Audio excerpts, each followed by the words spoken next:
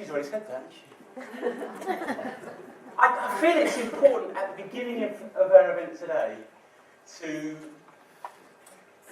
tell you my story as we begin. And some of you have heard part of it, some of you have never heard it before. 6 children, 6 grandchildren, 5 sisters, 3 brothers. There's nothing in my book about contraception. You know, I used to ring. There isn't. Nothing in my book about cesarean section either, which is interesting. A bit Freudian, I think. So I used to ring my dad up, you know, and I'd ring him up every time Diane was pregnant, and he'd go, "Didn't you learn anything from me, son?" And I know he was joking, because I think he had his tongue in his cheek. And he used to say, "You know why your mum got pregnant so often, don't you?" And I'm sure he's laughing in his eyes. I said, "Why, Dad?" He said, "Well, it's because she's deaf." And I said, "What?" He said, "Yeah, well, every night I say, 'Do you want to go to sleep or what?' And she'd say, 'What?'" Well, I'm sure he was joking. I mean, we're going to talk today about the stories we are living in. The stories that life turns up in. Life doesn't turn up anywhere else other than in the story you're currently living in. We're going to talk about multi-level communication and the language of love. We're going to talk about the right birth on the day. What's the right birth on the day? The birth she has. How do I know that? Because that's the birth she has. It's that simple. You see, all trauma turns up in my life when I resist what is occurring. You see, the suffering in life, and we're going to unpack this over 2 hours, the suffering in life lies in the story that I'm living in. And human beings are storytelling animals. We're going to talk about the origins of our stories. We're going to talk about the evolutionary origins of our stories. We're going to talk about that phenomena which is uncomfortable, but is driving our lives. You see, the thing about the stories we live in is the stories that are driving our lives are the ones that we're not aware of. The stories that are driving our lives are the ones that flow from deeply imprinted decisions we made before the age of 7, probably. And we've sophisticated those stories over time. I got kicked out of school quite early for being disruptive. Can you believe that? And the only thing that kept me in school was sport, really.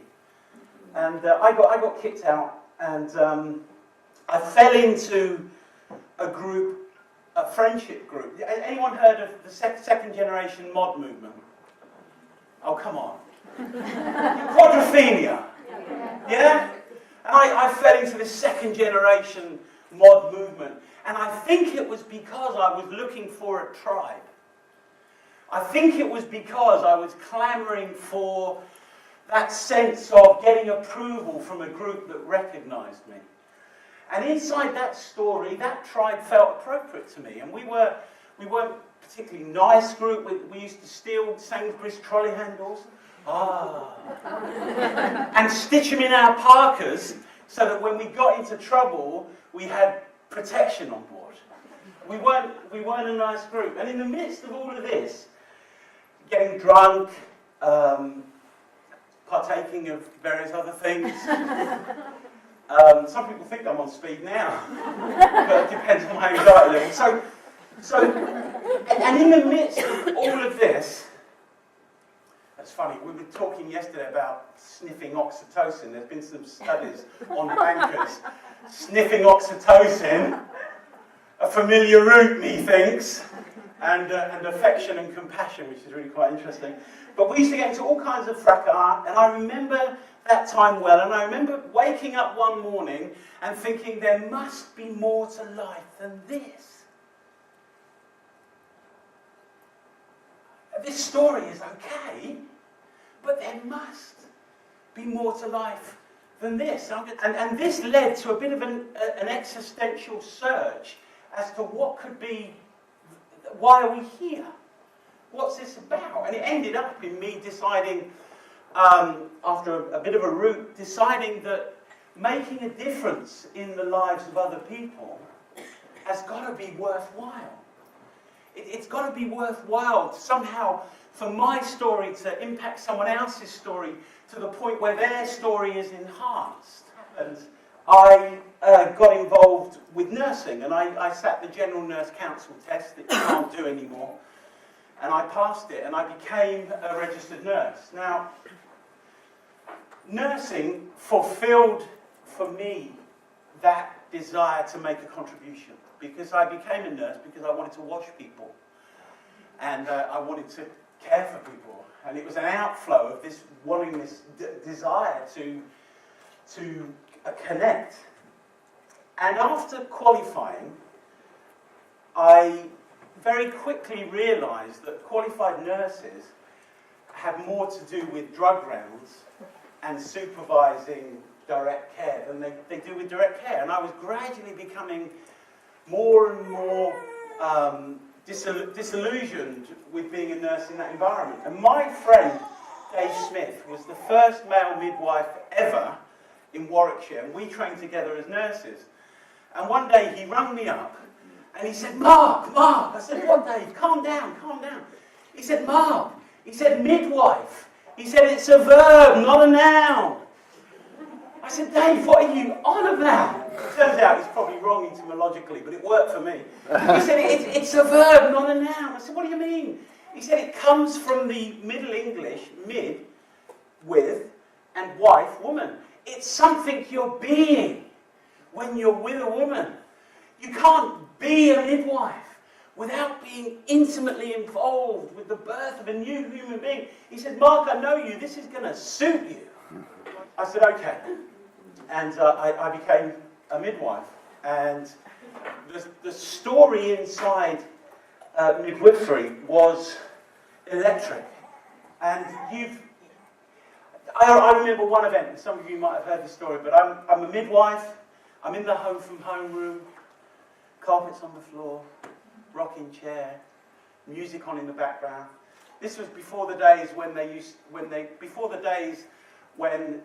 now exclude too many visitors because of infection, you know. So she's in the rocking chair back and forth, right? We had a dad there, we had a mum there, we had a brother there. A bit weird, if you ask me. Everyone's story, yeah. We had a brother there, and she's a woman who's under 20. Okay, so she's rocking backwards and forwards, and James Brown is on in the background. And there's a point as a midwife, and any midwives among us will know this, any doula among us will know this, anyone who's had a baby will know this. But there's this point when the baby's head comes up, and it's not going back again. And she's rocking backwards and forwards. And I long since have given up touching anything. You know, guarding the perineum. What is that all about? So, as if my fingers on the head will make a difference to the head coming up. So, anyway, just blows my head, really. Oh yes, she had an intact perineum. It was me.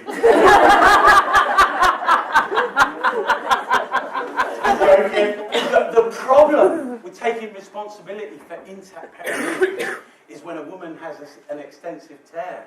It's not so much funny then. So she's rocking backwards and forwards, and the head is bobbing back, and then suddenly the head meets that point of no return crowning. And as a midwife, I cannot tell you there is nothing. There's one thing better than that.